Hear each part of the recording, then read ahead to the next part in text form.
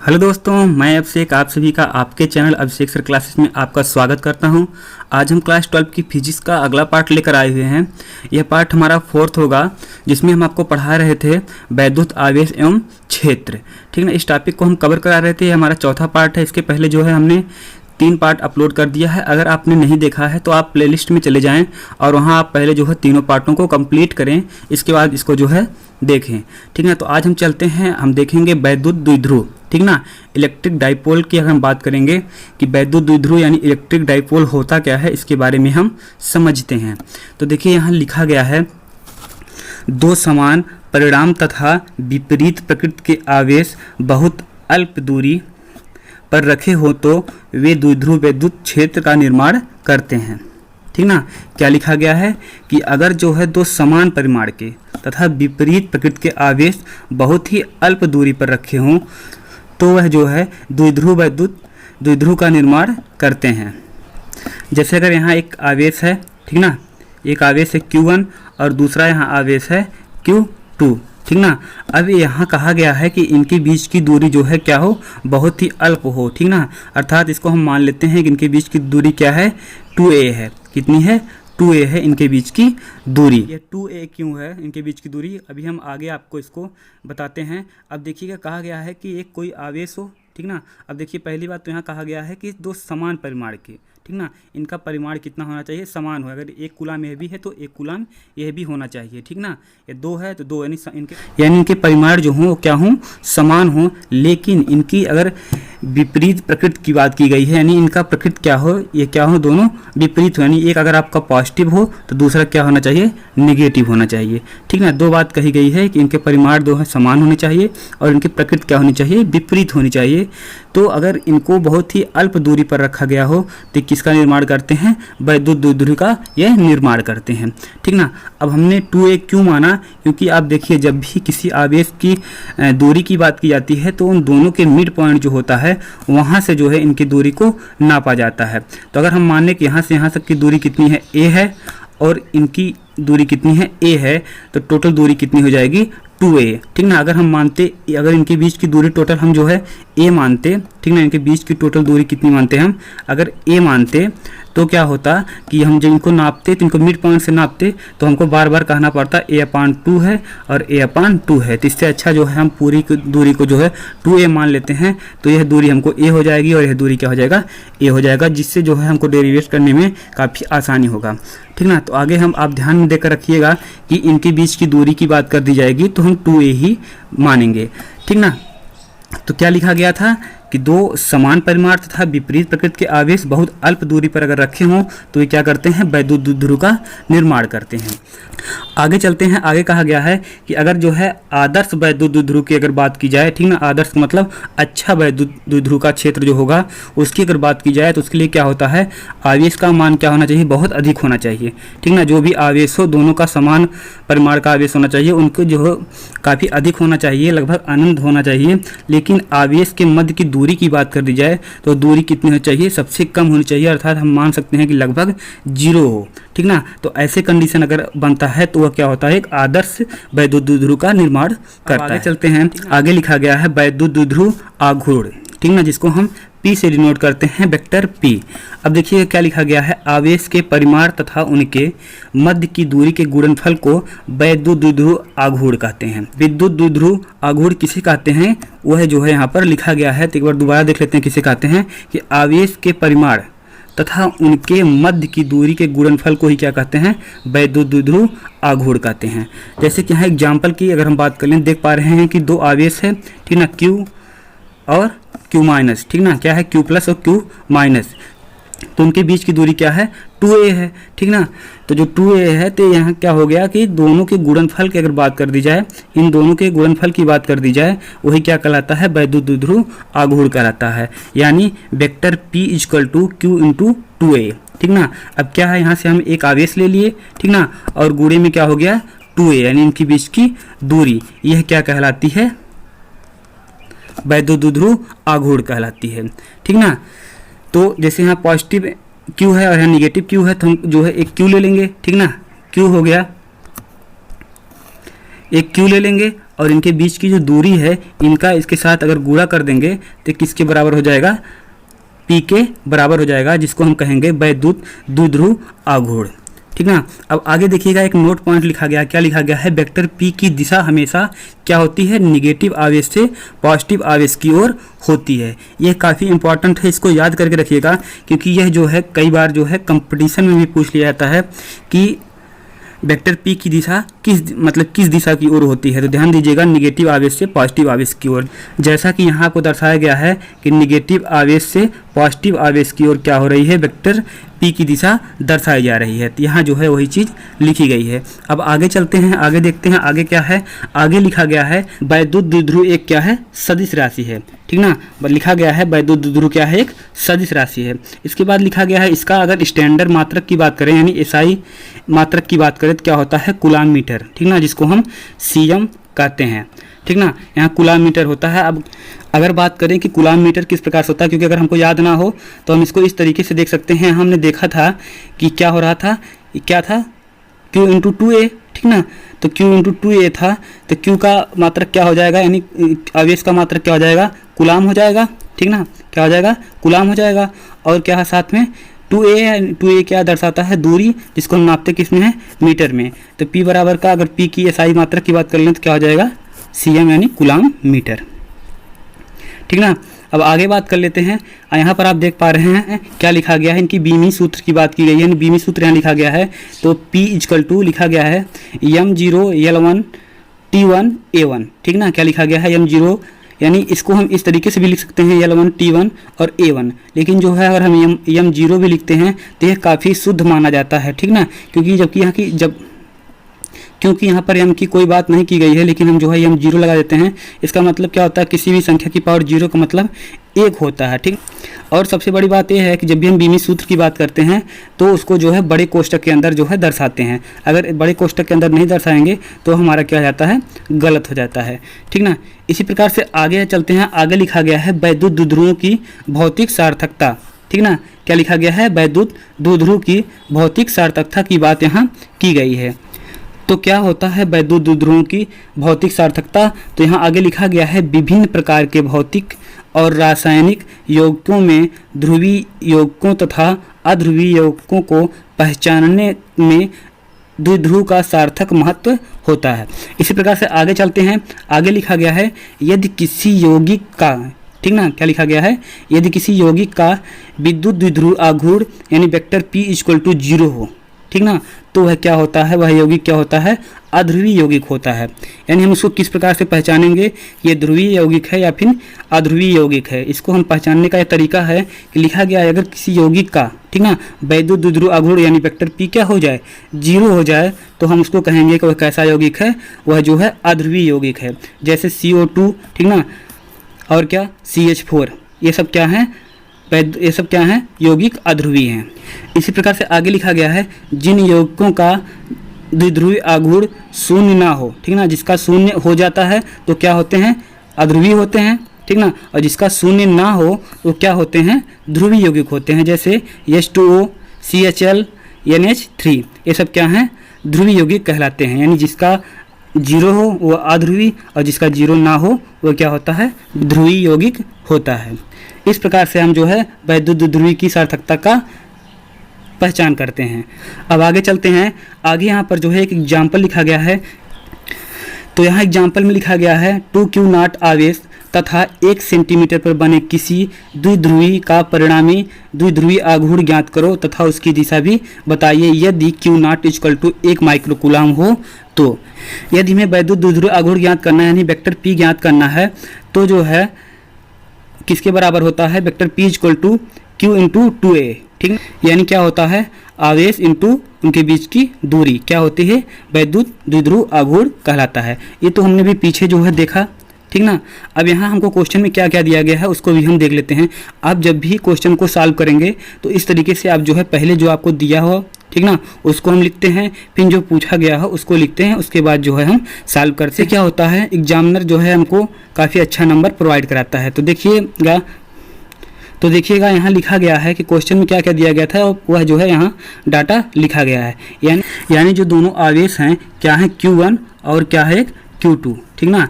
ये जो दोनों आवेश हैं, अब कहा गया है कि हमने आपको बताया था कि इनके बीच की दूरी को हम क्या मानते हैं, 2a मानते हैं, ठीक ना। तो क्वेश्चन में क्या दिया गया है कि 2a यानी उनके बीच की दूरी कितनी दी गई है, 1 सेंटीमीटर दी गई है, ठीक ना। कितनी दी गई है, 1 सेंटीमीटर दी गई, यानी 2a बराबर कितना है, 1 सेंटीमीटर है, ठीक ना। अब 1 सेंटीमीटर है, जब भी हम दूरी की बात करते हैं तो उसको हम किस में नापते हैं, मीटर में नापते हैं, ठीक ना। किस में नापते हैं, मीटर में। तो इसलिए सेंटीमीटर को मीटर में कन्वर्ट करेंगे तो कितना हो जाएगा, 10 की पावर -2 मीटर, यानी 1 गुणे 10 की पावर, यानी जो हमको क्या मिला है 1 सेंटीमीटर है, तो जो है हम 100 से क्या कर देंगे, भाग कर देंगे, तो हमको क्या मिल जाएगा, मीटर मिल जाएगा। जब 100 से भाग करेंगे यानी 10 की पावर 2, ठीक ना। अब 10 की पावर 2 है, जब रिवर्स होगा तो क्या हो जाएगा, 10 की पावर -2 हो जाएगा। इसलिए यहाँ लिखा गया है मीटर में 1 गुणे 10 की पावर -2, ठीक ना। अब जो है आवेश की बात करें तो आवेश दिया गया है 2, ठीक ना। आवेश कितना दिया गया है, 2। Q0 की वैल्यू दी गई है, कितना दिया गया है, 1 गुणे 10 की पावर -6 कूलाम दिया गया है, ठीक ना। अब 2 है, इसलिए इसमें किसमें 2 से जो क्या कर देंगे, गुणा कर देंगे। अब हमको सब कुछ जो है क्वेश्चन में दे दिया गया है, तो हम जो है वैद्युत द्विध्रुव आघूर्ण ज्ञात कर लेते हैं। तो फार्मूले में हम अगर हम पुट कर दें तो देखिएगा Q बराबर क्या हो जाएगा हमारा, 2 गुणे 10 की पावर -6, ठीक ना। और 2a की वैल्यू कितनी है, 1 गुणे 10 की पावर -2। अब यहाँ देख पा रहे हैं एक गुणे में है तो 2 गुणे 1 करेंगे 2 हो जाएगा, और 10 है और यहाँ भी 10 है, नहीं जब भी जो है बेस सेम होता है तो पावर अगर गुणे में है तो पावर क्या हो जाता है, जुड़ जाता है। पावर आपस में जुड़ जाएगा तो -6 और -2 क्या हो जाएगा, -8 हो जाएगा, ठीक ना। तो क्या मिल गया हमको, वेक्टर p = 2 × 10⁻⁸, ठीक ना, क्या हो जाएगा, cm, ठीक ना, यानी कूलाम मीटर। इस तरीके से जो है हम इस क्वेश्चन को सॉल्व करते हैं। अभी देखिए, आप कह सकते थे कि हम जो है इसको जो है कन्वर्ट ना करें, सेंटीमीटर में ही रखें, तो कर सकते हैं, लेकिन जो है वह हमारा न्यूमेरिकल सॉल्व करने का सही तरीका नहीं होगा, जिससे हमको हमारे नंबर को एग्जामिनर काट सकता है, ठीक ना। अब आगे यहाँ जो है क्वेश्चन में आपके क्या पूछा गया था, क्वेश्चन में जो है यहाँ पर आपको दिशा भी पूछी गई है, ठीक ना। अब दिशा की बात कर लेते हैं। तो दिशा देखिए क्या होता है, ऊपर हमने दिशा देखा था कि क्या होता है, निगेटिव से पॉजिटिव आवेश की तरफ जो है दिशा प्रवाहित होती है। तो क्या हो जाएगा, -2Q0 आवेश से +2Q0 आवेश की ओर इसकी क्या होनी चाहिए, दिशा होनी चाहिए, ठीक ना। तो इस तरीके से जो है इसको हम सॉल्व कर लेंगे। अब आगे लिखा गया है, एक समान वैद्युत क्षेत्र यानी वेक्टर ई में रखने पर द्विध्रुव पर क्या प्रभाव पड़ेगा, ठीक ना। अगर एक समान वैद्युत क्षेत्र है यानी वेक्टर ई एक समान क्षेत्र है, तो उसमें अगर वैद्युत द्विध्रुव को रखा जाता है तो उस पर क्या प्रभाव पड़ेगा, वह जो है अब हम देख लेते हैं। तो चलिए, यहाँ लिखा गया है, यदि Q परिमाण तथा 2a दूरी पर कोई द्विध्रुव किसी एक समान वैद्युत क्षेत्र वेक्टर P में थीटा कोण पर रख दिया जाता है तो क्या होता है, ठीक ना। क्या लिखा गया है, यदि कोई Q परिमाण का आवेश हो जिसके बीच की दूरी क्या हो, 2a हो, अगर उसको द्विध्रुव किसी एक समान वैद्युत क्षेत्र में थीटा कोण पर रख दें तो क्या होता है, आगे हम देखते हैं। देखिएगा लिखा गया है, तो क्या हो जाएगा, +Q आवेश पर बल, यानी या प्लस = क्या हो जाएगा, Q वेक्टर E, ठीक ना, जो कि वेक्टर ई की दिशा में बहेगा। इसको हम अभी आगे जो है आपको फिगर की सहायता से काफ़ी अच्छे से समझाएंगे। देखिए क्या होगा। और दूसरे में क्या कहा गया है, अगर माइनस आवेश हो तो जो बल होगा यानी एफ माइनस होगा वह क्या होगा, -q और वेक्टर ई यानी वेक्टर ई की दिशा के विपरीत होगा। तो चलिए इसको जो है हम फिगर की सहायता से समझ लेते हैं।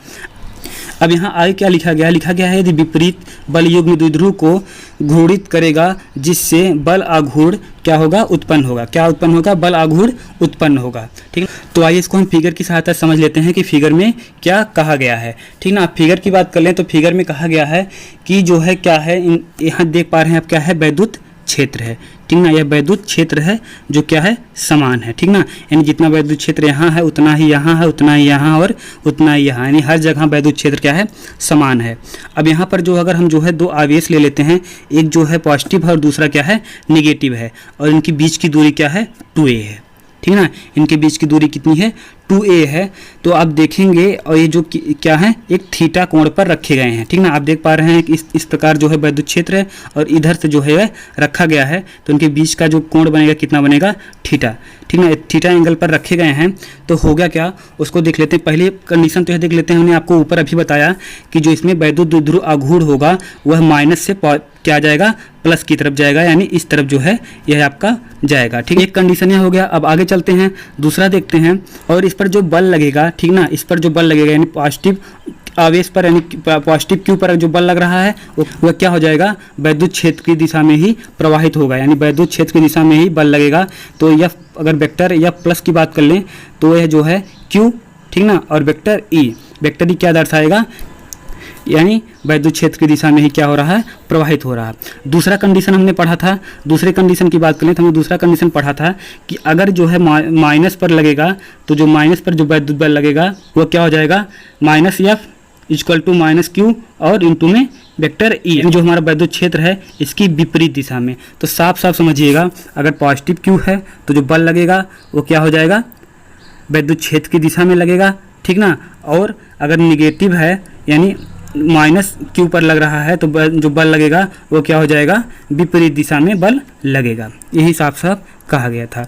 अब आगे चलते हैं, आगे लिखा गया है इस प्रकार से, आगे लिखा गया है बला आघूर्ण, ठीक ना, बला आघूर्ण इक्वल टू बल गुणे बलों की क्रिया रेखा से लंबवत दूरी, ठीक ना। अब बला आघूर्ण क्या होता है, बल गुणे बलों की क्रिया रेखा से लंबवत दूरी। अब क्रिया रेखा क्या है इसको हम समझ लेते हैं पहले। आप देख लीजिएगा यहाँ पर जो आपको दिख रहा है क्यू ओ, ठीक ना, क्या है क्यू ओ, यानी क्यू से लेकर के क्यू ओ तक की जो दूरी है यही क्या कर रही है, क्रिया रेखा से लंबवत दूरी को प्रदर्शित कर रही है। और इनके बीच जो लगने वाला बल है यानी बल और यह क्रिया रेखा से लंबवत दूरी यही क्या कहलाएगी, बल आघूर्ण कहलाएगी, ठीक ना, क्या कहलाएगी, बल आघूर्ण कहलाएगी, ठीक ना। तो यहाँ देख पा रहे हैं बल आघूर्ण यानी टाउ इक्वल टू क्या हो जाएगा, two F into Q O, ये हमारा समीकरण 1 हो जाएगा, ठीक ना। इस प्रकार से आगे लिखा गया है, अगर हम त्रिभुज जो है पी ओ क्यू की बात कर लें, अगर त्रिभुज पी ओ क्यू की अगर हम बात करें तो क्या हो जाएगा इस त्रिभुज में, क्योंकि यहाँ पर जो है हमको ओ क्यू की वैल्यू पता नहीं है तो हम त्रिभुज जो है पी ओ क्यू में बात कर लेते हैं। तो त्रिभुज पी ओ क्यू की बात कर लेंगे तो साइन थीटा बराबर क्या मिल जाएगा हमको, ओ क्यू, ठीक ना, क्या मिल जाएगा, ओ क्यू, ठीक, और ओ पी, ठीक ना, ये हमारा क्या हो जाएगा, साइन थीटा हो जाएगा। यहाँ पर जो है हम ओ क्यू निकाल लेते हैं तो हमको क्या मिल जाएगा, ओ क्यू, ठीक ना। अब यहाँ जो है भाग में है तो उधर चला जाएगा तो क्या हो जाएगा, पी क्यू साइन थीटा, ठीक ना, पी क्यू साइन थीटा। अब पी क्यू की बात कर लें तो पी क्यू हमको क्या मिलेगा, पी क्यू ये हमारा है, ये क्या हमारा 2a है। तो जहाँ पी क्यू है वहाँ पर जो है हम 2a को प्रदर्शित कर देते हैं तो हमको क्या मिल जाएगा, ओ क्यू इक्वल टू, ठीक ना। अब पी क्यू की जगह क्या हो जाएगा, 2a और साइन थीटा, ठीक ना। जो आगे यहाँ लिखा गया है जो कि P Q equal to 2a, यानी जहाँ पी क्यू था वहाँ हमने 2a को प्रदर्शित कर दिया। अब समीकरण 1 से अगर बात कर लें तो tau equal to Q E into में 2a साइन थीटा, ठीक ना। अब समीकरण 1 की बात कर लें तो क्या हो जाएगा, tau equal to Q E 2a sine theta. कैसे आया यहाँ पर, आप यहाँ देखिएगा, यहाँ क्या लिखा गया था, tau equal to F into O Q, ठीक ना। अब ओ क्यू बराबर हमको क्या मिल गया, 2a साइन थीटा, ठीक ना, और एफ इक्वल टू क्या हमको मिला है, क्यू ई। तो जो है हम यहाँ पर पुट कर देंगे वैल्यू को, तो यहाँ क्या हो जाएगा हमारा, टाउ इक्वल टू, यहाँ ये जो क्यू ई क्या है, एफ के बराबर है, ठीक ना, क्योंकि एफ की वैल्यू है यानी बल की वैल्यू है। और यहाँ पर जो हमारा था क्या था, ओ क्यू था, ओ क्यू क्या है, 2a साइन थीटा है, ठीक ना। तो इस प्रकार से क्या हो जाएगा, tau equal to Q into 2a, हमने यहाँ से जो है 2a इधर लिया तो क्या हो जाएगा, तो क्यू इंटू 2a और दूसरा क्या हो जाएगा, ई उधर चला जाएगा तो क्या हो जाएगा, साइन थीटा। इसको हमने इसलिए लिखा क्योंकि जो है यहाँ से हमको क्या मिल जाएगा, देखिएगा अब यह जो है p की वैल्यू है, ठीक ना, q इंटू 2a क्या है, p की वैल्यू है। अभी ऊपर हमने देखा था कि p बराबर हमको क्या मिला था, वेक्टर p इक्वल टू हमको क्या मिला था, q इंटू 2a, यानी आवेश तथा उनके बीच की दूरी के गुणनफल के बराबर क्या होता है, वैद्युत द्विध्रुव आघूर्ण होता है। तो हमने जो है इसकी जगह हमने क्या रख दिया, यानी इसकी जगह हमने रख दिया p को, ठीक ना। अब बचा क्या, ई साइन थीटा, बचा क्या, ई साइन थीटा। तो देखिएगा p क्या, तो देखिएगा टाउ क्या दर्शा रहा है, यानी टाउ क्या हो गया, बल आघूर्ण हो गया, यानी बल आघूर्ण बराबर क्या हो जाएगा, द्विध्रुव आघूर्ण, ठीक ना, इंटू में वैद्युत क्षेत्र, ठीक, वैद्युत क्षेत्र। तो यहाँ लिखा गया है। अब देखिएगा चाहे तो हम इसको इस तरीके से प्रदर्शित करें, यानी tau equal to P A sine theta, या फिर जो है हमको या फिर हम इसको जो है इस तरीके से प्रदर्शित कर सकते हैं, क्योंकि साइन थीटा क्या हमको दर्शा रहा है कि यह क्या है, एक सदिश राशि है, ठीक ना।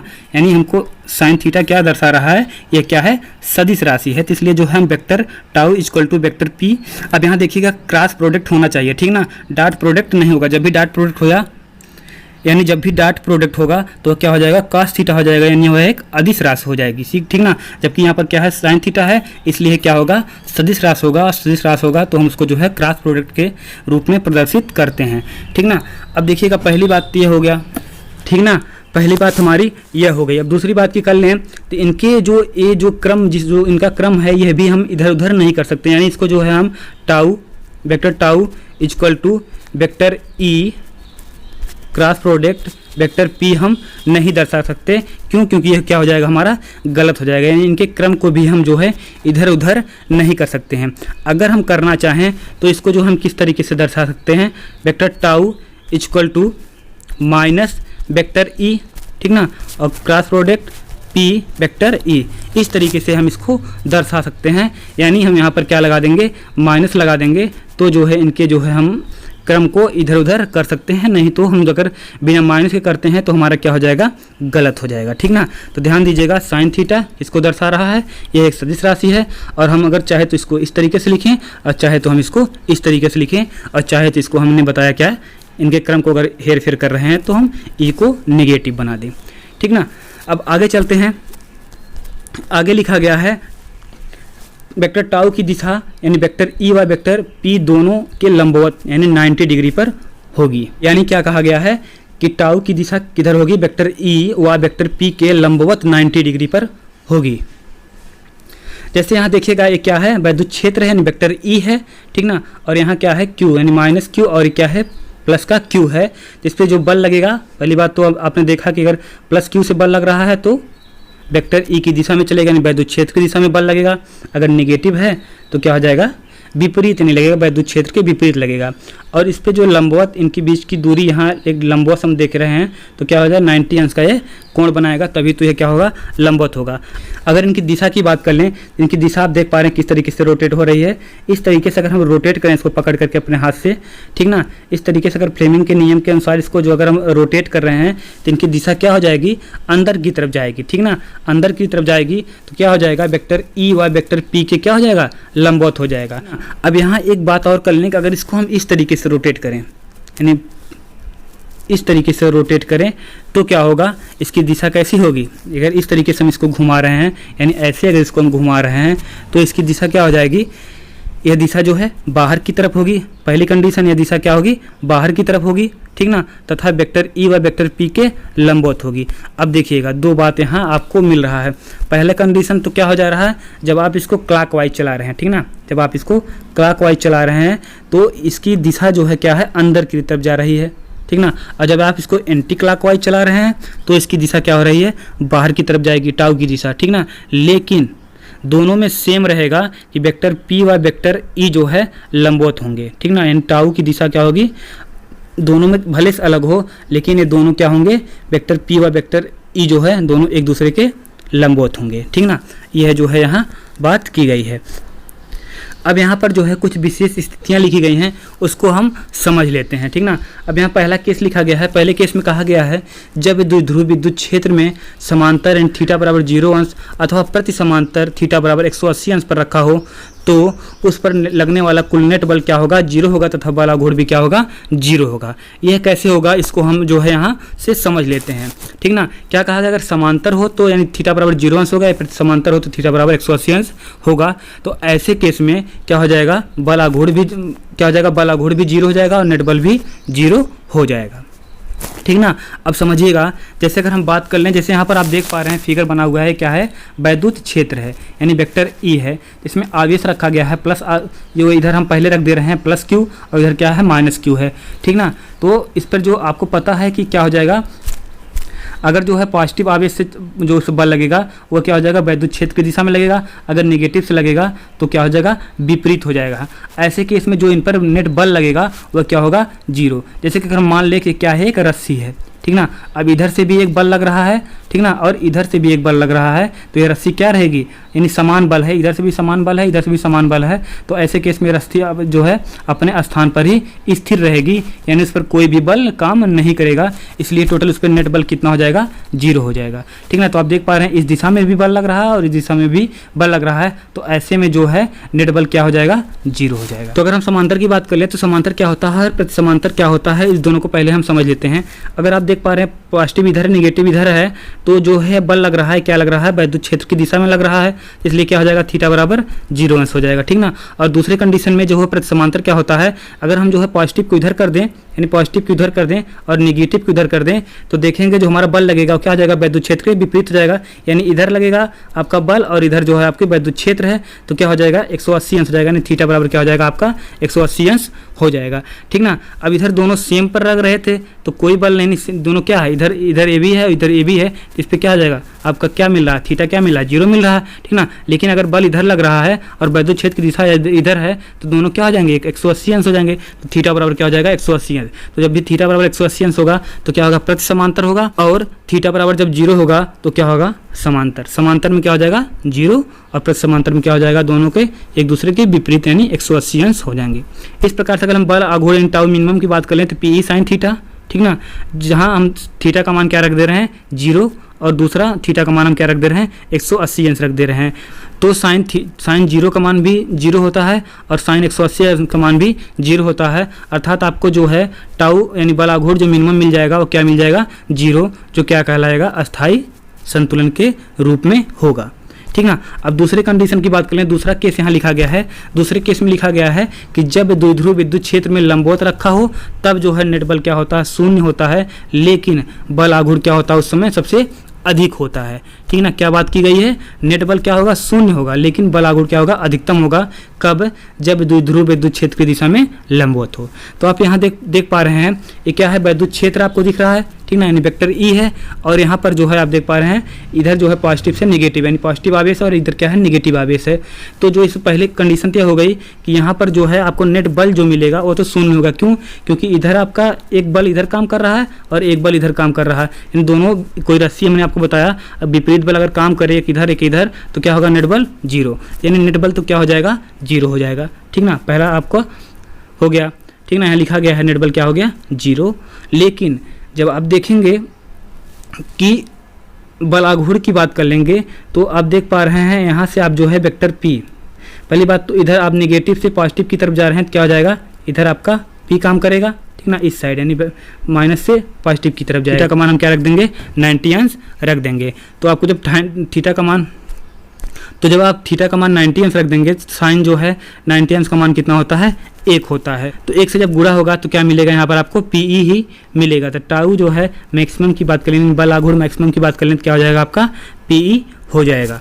ठीक ना, इस प्रकार से एक यहाँ एक जो है एग्जाम्पल लिखा गया, इस एग्जाम्पल को सॉल्व कर लेते हैं। क्या कहा गया है कि अगर जो है 3.2 × 10⁻19 कूलम तथा माइनस, यानी एक पॉजिटिव है एक नेगेटिव, दोनों समान आवेश के 2 आवेश रखे गए हैं, जिनके बीच की दूरी लिखी गई 2.4 × 10⁻10 मीटर की दूरी पर वो स्थित हैं, और इसमें जो है वैद्युत द्विध्रुव जो काम कर रहा है 4 × 10⁵ वोल्ट का है। ठीक ना, ऐसे में जो है उसको अगर 180 अंश घुमाना हो साम्यावस्था में तो उस पर बल आघूर्ण कितना लगेगा वह आपसे पूछा गया है। तब देखिए बल आघूर्ण टाउ की अगर बात कर लें तो टाउ बराबर क्या हमको होता है, PE साइन थीटा।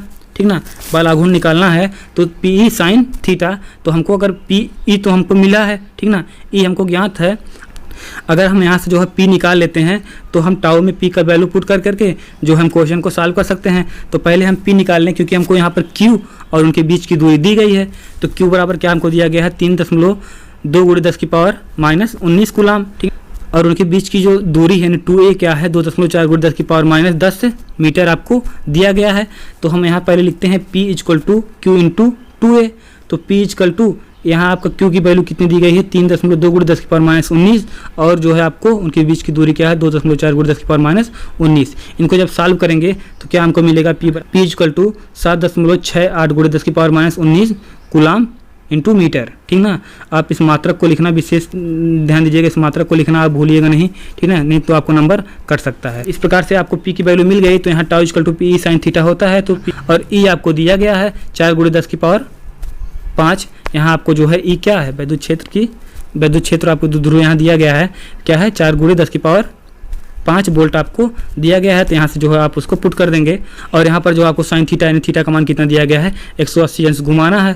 तो आपका साइन 180 अंश का मान क्या होता है 0 होता है और सबके सब क्या है गुणे में है, तो पूरा मान क्या हो जाएगा 0। तो आपको बलागुण क्या मिल जाएगा 0 मिल जाएगा। ठीक ना। आपको यह वीडियो कैसी लगी आप कमेंट बॉक्स में कमेंट करके जरूर बताएं। अगर आप हमारे चैनल पर पहली बार हो तो चैनल को सब्सक्राइब करना ना भूलें।